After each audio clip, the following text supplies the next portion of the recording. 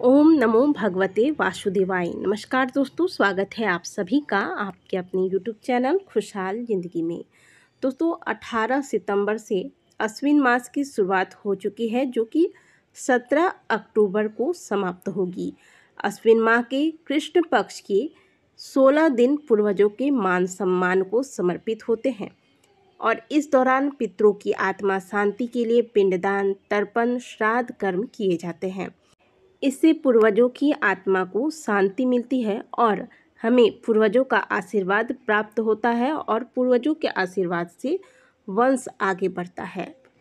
इन 16 दिनों में अलग अलग तिथियों पर पितरों का श्राद्ध, तर्पण इत्यादि किया जाता है। यानी कि जिस पितृ का जिस तिथि पर देहांत हुआ होता है उस तिथि पर उनका श्राद्ध कर्म, पिंडदान इत्यादि किया जाता है, जिनमें से एक है एकादशी तिथि। पितृपक्ष के दौरान पड़ने वाली एकादशी को इंदिरा एकादशी के नाम से जाना जाता है। इस एकादशी के प्रभाव से पूर्वजों को मोक्ष की प्राप्ति होती है। आइए जानते हैं साल 2024 में इंदिरा एकादशी का व्रत किस दिन रखा जाएगा, व्रत का पालन किस दिन किया जाएगा तथा इस एकादशी व्रत का क्या महत्व है। दोस्तों, क्योंकि पितृपक्ष अपने आप में बहुत ही महत्वपूर्ण समय होता है और इस दौरान जब खास तिथि एकादशी तिथि पड़ जाती है तो इसका महत्व और अधिक बढ़ जाता है, क्योंकि इस व्रत को करने से आपके पितरों को मोक्ष की प्राप्ति होती है और वह वैकुंठ धाम को जाते हैं। पुराणों के अनुसार एकमात्र इंदिरा एकादशी का व्रत रखने से व्यक्ति को सदियों की तपस्या, कन्यादान और अन्य पुण्यों के बराबर फलों की प्राप्ति होती है। इसलिए यह व्रत बेहद खास माना जाता है। इस व्रत के बारे में ये भी कहा जाता है कि इस व्रत को रखने से व्यक्ति के पितरों को नर्क लोक से मुक्ति मिल जाती है और वो मोक्ष प्राप्त करके हमेशा के लिए स्वर्ग लोक को चले जाते हैं। साथ ही खुद के लिए भी स्वर्ग लोक के द्वार खुलते हैं। पद्म पुराण में वर्णित है कि विधि के अनुसार इंदिरा एकादशी का व्रत करने से पहले 10वीं तिथि के दिन पितरों का श्राद्ध करें। 10वीं तिथि में ब्राह्मण, गौग्रास, कौवे और कुत्ते इन सभी को भोजन कराएं। 10वीं तिथि में रात के समय भूमि पर शयन करें और अगले दिन यानी कि एकादशी तिथि में व्रत का संकल्प लें। इसके बाद स्नान आदि के बाद एक चौकी पर पीला कपड़ा बिछाएं, उस पर श्री हरि की प्रतिमा स्थापित करें। पहले विधि पूर्वक भगवान का पंचामृत से अभिषेक कराएं, फिर भगवान को जनेऊ, वस्त्र इत्यादि अर्पित करें। माता लक्ष्मी को भी आप वस्त्र अर्पित करें और फिर भोग लगाएं। अंत में इंदिरा एकादशी की कथा का पाठ करें, फिर भगवान विष्णु और माता लक्ष्मी की आरती करें। साथ ही आज के दिन विष्णु सहस्त्र नाम का पाठ यदि किया जाए तो इससे भगवान विष्णु की कृपा प्राप्त होती है। आइए जानते हैं साल 2024 में इंदिरा एकादशी का व्रत किस दिन रखा जाएगा।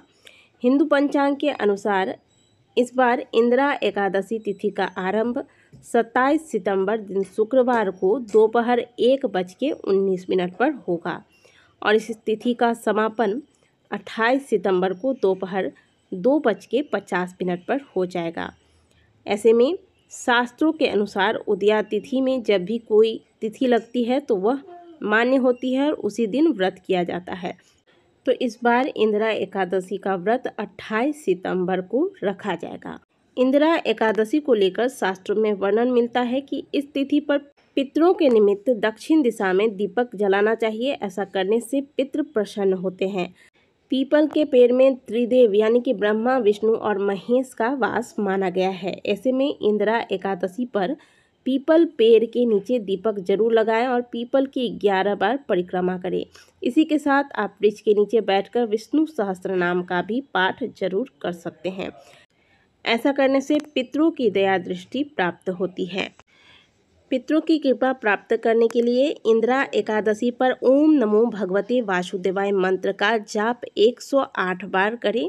ऐसा करने से पितरों की आत्मा को शांति मिलती है और साधक के सभी कार्य बनने लगते हैं। साथ ही पितृ पक्ष में जो एकादशी पड़ती है उसमें गरीबों को दूध, दही, फल इत्यादि का दान करें। इससे पितरों का आशीर्वाद प्राप्त होता है। जिन पितरों की मृत्यु एकादशी तिथि पर हुई होती है उनका श्राद्ध एकादशी पर ही किया जाता है और ऐसे में क्योंकि एकादशी में चावल का प्रयोग नहीं करना चाहिए। तो इस दिन श्राद्ध के दौरान आपको कुछ बातों का ध्यान रखना चाहिए, जैसे कि आज आप पिंडदान जो करेंगे वह चावल के आटे का ना बनाकर आप जौ के आटे से आप पिंडदान करें। इसके अलावा आज के दिन जो आप श्राद्ध में भोजन करवा रहे हैं तो आज चावल का प्रयोग ना करें।